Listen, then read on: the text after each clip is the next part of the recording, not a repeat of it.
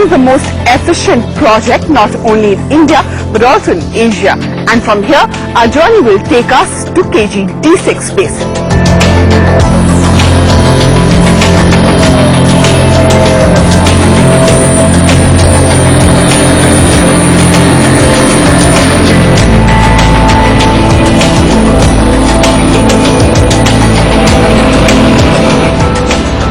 Controversy has revolved around who gets the natural gas extracted here.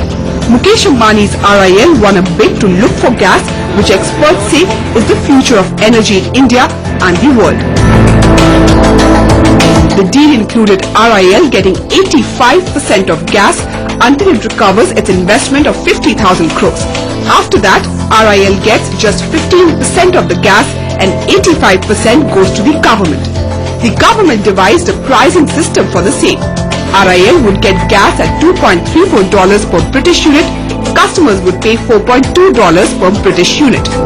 But Anil Ambani says he wants the gas at $2.34 and the right to resell it at $4.2. He claims a private memorandum of understanding with Mukesh gives him the right. But here's a small detail. The MOU was subject to government approval, which never came. What's more, reselling or trading in gas is not allowed in India to prevent profiteering in this vital natural resource.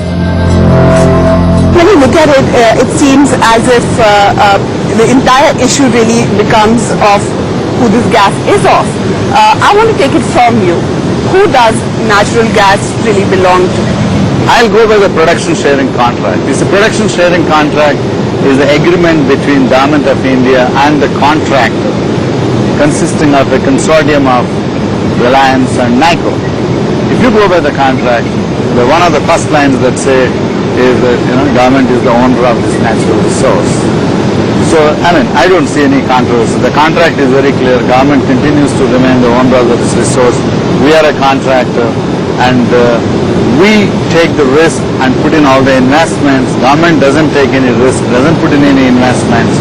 And if we are successful in finding gas, we have to put in more investment to produce the gas, and then by selling gas we recover our investment and then we share the profits with the government.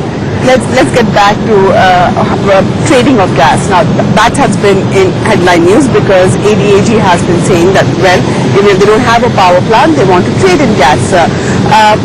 This, for my mind, this would mean that anybody in the industry should also be allowed to trade in gas.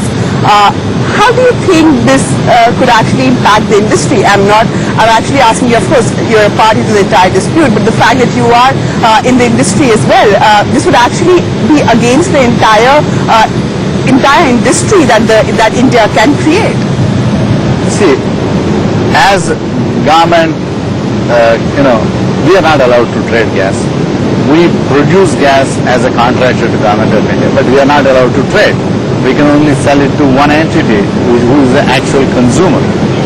Now, if I am allowed to trade, because I know that I can sell this gas at a much higher price, I can easily sell it to somebody else who may not be at an arm's length basis, and then he can in turn sell it at market price, which means somebody in between is making the arbitrage and making the difference between the government determined price and the market price. Because the spot gas is being sold at a much higher price and there is a demand for gas at higher price. So that is what I believe is not in anybody's interest, because the customer is losing and the government is not gaining. Somebody in between is making the money. You were talking about gas and how actually gas is available in the market at much higher price. One instance of that, of course, is how NTPC is ready to buy gas from GAIL at $8 per MMBTU, but not ready to buy gas from you at $2.34 per MMBTU. You have also gone up to the government and said, do something about it, make NTPC take that quota, otherwise take that cap off us. What do you think is actually making NTPC not buy gas at $2.34 but buy it at $8? NTPC is buying gas at, technically NTPC may be buying today gas at $8 or maybe $9, but from, maybe they have signed a contract where they'll be paying even more than that price.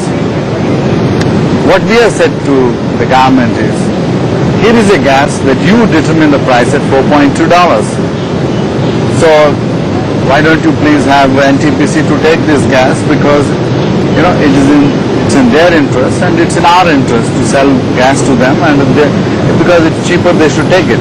But I understand they have got a legal advice saying that they should not be buying the gas. I mean, I cannot comment on any legal advice, but I do hope the lawyers know the cost of their advice. Anil's hunger for cheap gas rests on the fact that he had made up to 3 lakh crore from it.